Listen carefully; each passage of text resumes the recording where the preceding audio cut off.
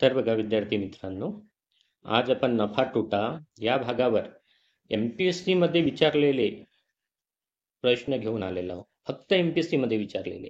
तर ते 2015 पासून 2023 पर्यंत MPSC ने खूप सारे प्रश्न विचारले.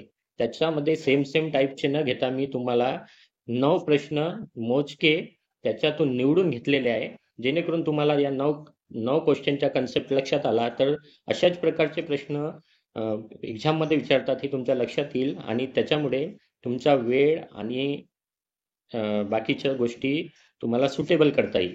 ठीक आहे. तर बघा, तुम्हाला जर माझा व्हिडिओ आवडत असेल तर त्याला लाईक आणि सबस्क्राईब करत चला, जेणेकरून मला नवीन नवीन व्हिडिओ बनवण्याची प्रेरणा मिळेल. तर बघा, जास्त न बोलता आपण आपल्या व्हिडिओला सुरुवात करूया. तर बघा, या ठिकाणी आगगाडीचे भाडे पहिल्या महिन्यात 20% वाढले आणि 2 महिन्यात त्या भाड्यात 10% आणि 25% वाढ झाली. तर बघा, इफेक्टिव्ह पर्सेंटेज काढायचे हे सूत्र आहे आपल्याकडे. ठीक आहे. X plus y x Y divided by 100. बरोबर आहे. तर आपण काय करू, हे 20 आणि 10 घेऊ. आधी 20 आणि 10 घेऊ, याचं इफेक्टिव्ह काढू. त्याच्यानंतर या दोघांचं जे आन्सर येईल त्याला हे 25 घेऊन मग त्यांचं इफेक्टिव्ह काढू. ठीक आहे. तर याच्यामध्ये काय होईल मग, 20 अधिक 10 अधिक काय होईल, 20 गुणिले 10 भागीला 100. बरोबर आहे. आपण याच्यामध्ये किमती ठेवल्या. आता इथे काय झालं मग, 30 अधिक, आता हा एक शून्य कपला, हा एक शून्य कपला, हा एक शून्य. आता इथे किती आलं मग, 2. 30 आणि 2 32. तर अशा प्रकारे हे आलं 32 आहे ना. यांचं इफेक्टिव्ह पर्सेंटेज किती आलं, इफेक्टिव्ह टक्के 32% आलं दोघांचं, 20 आणि 10चं. आता आपल्याला हे 32 आणि 25 सोबत घेऊन, 32 आणि 25 सोबत घ्यायचं आणि याचं इफेक्टिव्ह पर्सेंट काढायचं. तर 32 गुणिला 25 करायचं आणि भागीला 100 करायचं. ठीक आहे. तर 25 एके 25, 25 चौक 100 आणि हे 4 एके 4, 4 8 32. तर इथे आले 8. बरोबर आहे. इथे आले 8 आणि 32 म्हणजे 40 आणि हे 25 म्हणजे किती झाले, 65. तर यांचं इफेक्टिव्ह पर्सेंटेज किती आलं, 65. म्हणजे भाड्यात पूर्ण वाढ किती झाली, 65%. अशा प्रकारे हे उदाहरण आपल्याला सोडवता येते. तर बघा, याच टाईपवर आपण आणखी एक उदाहरण बघणार आहोत. तर बघा, सेम सूत्र आहे.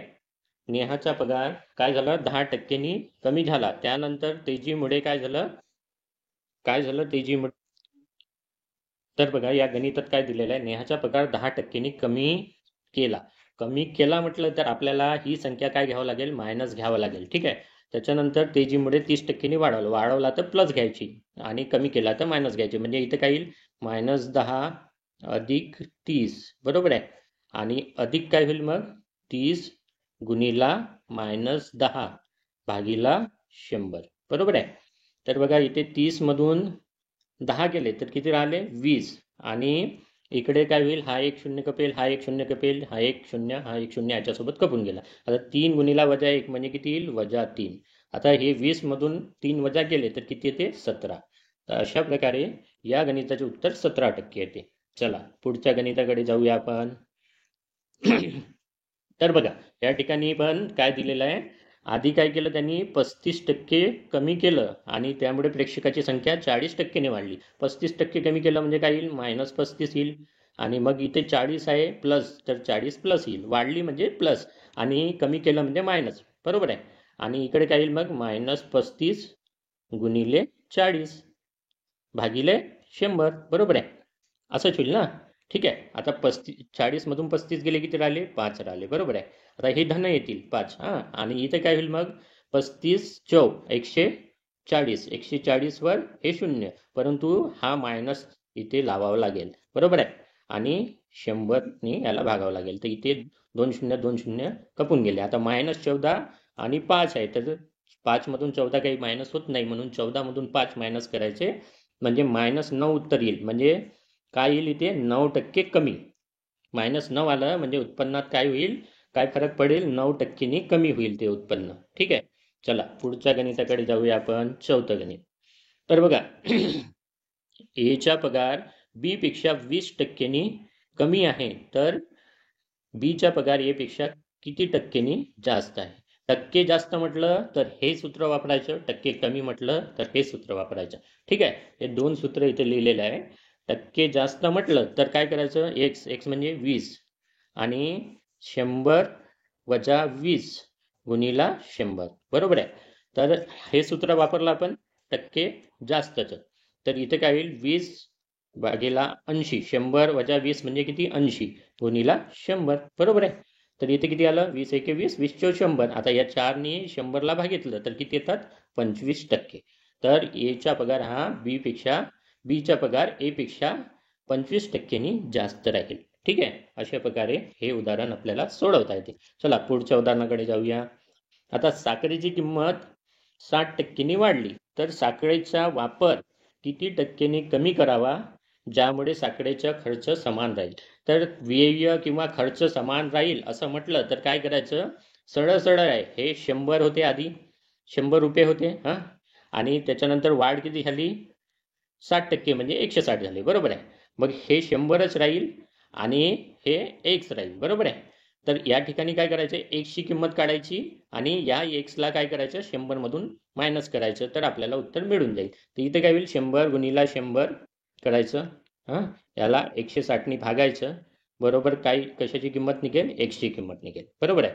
तर इथे काय होते, 20 आणि 20 बरोबर आहे. 20 160, 20 100. तर 20 इथे कटून जाईल आणि इथे 5 आणि 8 येईल. 5 गुणिला 100 म्हणजे किती, 500. 500 भागीला 8. तर हे किती येतं, 500 भागीला 8 म्हणजे 8 सक 48, बरोबर आहे. 8 सक 48. मग 20 उरले, मग काय होईल, 8 दुने 16, मग किती, 4 उरले, 4 वर 1 शून्य येईल, 8 पंचे 40, 62.5 आलं. आता 100 मधून 62.5 वजा केले तर किती येते, 37.5 येते. मग हे उत्तर आपलं या ठिकाणी आलेलं आहे. तर चला पुढच्या उदाहरणाकडे जाऊया आपण. Problem number 6. तर याच्यामध्ये बघा, 720 रुपयाला विकल्यामुळे 20% नफा झाला. म्हणजे 120% म्हणजे किती, 720 रुपये, बरोबर आहे. 120% म्हणजे 720 रुपये. तर 100% म्हणजे किती रुपये हे काढायचे आपल्याला, बरोबर आहे. तर तिरकस गुणाकार करायचा, म्हणजे काय होईल, 720 गुणिला 100 भागीला काय करावं लागेल, इकडे काय होईल मग, 120 गुणिला x होईल, बरोबर आहे. 120 गुणिला x होईल, बरोबर आहे. तर x ची किंमत काढायची आहे, तर 120 याला गुणाकारात आहे, तर इकडे आणलं तर भागाकारात येईल. म्हणजे 720 गुणिला 100 भागीला 120 बरोबर x येईल, है ना. 12 सकम 72. तर इथे 6च्या भाग्याला 6 गुणिला 100 म्हणजे किती आलं, 600. x ची किंमत किती आली, 600. म्हणजे हे उत्तर आपलं या ठिकाणी आलेलं आहे. चला पुढचे उदाहरण बघूया. तर बघा, जेव्हा एक जागा 18,700 रुपयाला मालकाने विकली तेव्हा काय झालं, 15% नुकसान झालं. म्हणजे 15% नुकसान म्हणजे 85%, बरोबर आहे. 85%ला विकली तर काय होतात, 18,700 रुपये त्याला मिळतात, बरोबर आहे. तर त्याला जर 15% नफा पाहिजे तर त्यांनी ती जागा किती रुपयाला विकायला पाहिजे, बरोबर आहे. झालं समीकरण बरोबर तयार. तर आता काय होईल मग, या दोघांच्या करायचा गुणाकार आणि याला भागायचं या 85नी, म्हणजे एक्सची किंमत निघून जाईल. एक्स बरोबर काय होईल, एक्स गुणिला 85 म्हणजे या दोघांचा काय होईल, गुणाकार. मग 85ला इकडे आणलं तर हे 85 याला भागाकारात येईल, बरोबर आहे. 85 आणि एक्सचा गुणाकार बरोबर काय होईल, 18,700 आणि 115चा गुणाकार. तर 18,700 आणि 115चा गुणाकार याला आपण 85नी भागून टाकायचं, बरोबर आहे. तर या ठिकाणी काय होईल मग, 17चा भाग जातो इथे, 17 एक 17, पुन्हा एक उरला, 17 एक 17 म्हणजे इथे आल्या 1100 आणि 17 पाची 85. आता या 5नी याला भागितलं तर काय, 23 पाची 115. तर 23 आणि 1100 याचा गुणाकार करायचा, 1100 गुणिला 23, तर हे येतात 25,300. तर अशा प्रकारे हे उदाहरण पण आपण सोडवलेलं आहे. चला पुढच्या उदाहरणाकडे जाऊया. तर बघा, रवीने सुधूरला एक वस्तू 6% नफ्याने विकली. 6% नफा म्हणजे किती झाले रे, 106. आणि गोपाळनी ती वस्तू 5% तोट्याने विकली, म्हणजे इथे किती झाले, 95. म्हणजे काय होईल, एक्सच्या 106% म्हणजे किती, 106 भागीला 100 आणि 95% म्हणजे किती, 95 भागीला 100 बरोबर किती दिलेलं आहे. गोपाळला ती वस्तू किती रुपयाला मिळाली, 2014, बरोबर आहे. म्हणजे याचं उत्तर किती आलं, 2014 इकडे, ठीक आहे. तर इथे आपण भाग देऊया, 19 5 19 पाचा 95 आणि 20 पंचे 100. बरोबर आहे. तर इथे 19 येईल आणि इथे 20 येईल. 5चा भाग दिला तर 5चा भाग दिला दोघांना तर इथे 19 आलं, इथे 20 आलं. 19ने याला भागितलं तर काय येईल? 19 एका 19. मग इथे 0 येईल, 0चा भाग जाईल, नंतर 19 एक 114 म्हणजे 106 आले. तर आता हे 106 हे 106 कपून गेले. आता इथे काय उरलं मग? 19चा भाग दिला होता 106 आणि हे इकडे वरती काहीच उरलं नाही. मग इथे काय उरलं? x भागीला 20 गुणीला 100 म्हणजे 2000 बरोबर 1. इकडे काहीच उरलं नाही म्हणजे 1 उरला. म्हणजे इथे 2000 आहेत. हा, x बरोबर काय होईल मग? 2000. बरोबर आहे. तर अशा प्रकारे हे उदाहरण आपण सोडवलेलं आहे. चला पुढच्या उदाहरणाकडे जाऊया आता. तर बघा, एका शंकूची त्रिज्या 20% कमी केली आणि उंची 50% वाढवली तर आकारमानात किती फरक पडेल? तर आकारमानाचे सूत्र काय? आकारमानाचे सूत्र काय? 103. शंकूचे आकारमान बरोबर 103 पाय आर वर्ग एच. तर याच्यामध्ये 2 आर आहे, एक हाईट आहे. 2 आर आहे म्हणजे 2 त्रिज्या आहे, त्रिज्येच्या 2दा गुणाकार आहे आणि एकदा हाईट आहे. तर बघा, याला कसं लिहायचं? आर आर आणि एच असं लिहून टाकायचं. ठीक आहे. तर बघा, आपण या सगळ्यांची संख्या म्हणजे 10 मानू. सुरुवातीला 10 होती असं मानू. ठीक आहे. याला 10 मानलं, याला 10 मानलं, याला 10 मानलं. नंतर काय होईल मग? त्रिज्या 20% कमी केली म्हणजे आता 10 मधून 20% कमी केलं म्हणजे किती आलं? 8. बरोबर आहे. पुन्हा इथे काय केलं? 20% कमी केलं तर 8 येईल. बरोबर आहे. आणि हे काय केलं यांनी? उंची कितीने वाढवली? 50%. तर इथे किती येईल? 15. आलं का लक्षात तुम्हाला? आपण काय मानली? त्रिज्या 10 मानली, त्रिज्या 10 मानली, हाईट पण 10 मानली. ठीक आहे. तिघांची संख्या आपण 10 10 10 मानली. तर इथे काय होतं मग? 20%नी 10 मध्ये 20% कमी केले तर 8 येतं. 10 मध्ये पुन्हा 20% कमी केले तर 8 येतं. आणि हाईट मध्ये काय करायचं? आपल्याला 50% वाढवायचे म्हणजे इथे किती आलं? 15 आलं. बरोबर आहे. तर बघा, या ठिकाणी काय झालं आता? ही सर्वात शॉर्ट पद्धत आणि सर्वात मस्त पद्धत आहे.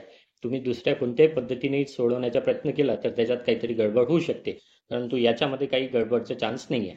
तर बघा, इथे किती आलं मग? 1000 आलं आणि इथे 15 8 120, 120 8 960. बरोबर आहे. तर 960 आलं या ठिकाणी आणि इथे आलं 1000. ठीक आहे. तर तर बघा, आता काय करायचं? आता हे 960 आणि 1000 याच्यातला फरक किती आहे? 40. 40 वरती लिहायचे, 1000 खाली लिहायचे आणि याला 100 गुणायचं. ठीक आहे. तर बघा, हे 2 शून्य, हे 2 शून्य इथे कपले, हा एक कपला, हा एक कपला. आता बघा, ही संख्या 1000 पेक्षा कमी आहे, लहान आहे. म्हणजे काय होईल? घट होईल. किती टक्के? तर इथे उत्तर किती आलं आपलं? 4. तर 4% घट होईल याच्यात. ठीक आहे. अशा प्रकारे सगळे उदाहरणं आपण सोडवलेले आहे. तर हा टॉपिक इथेच संपला.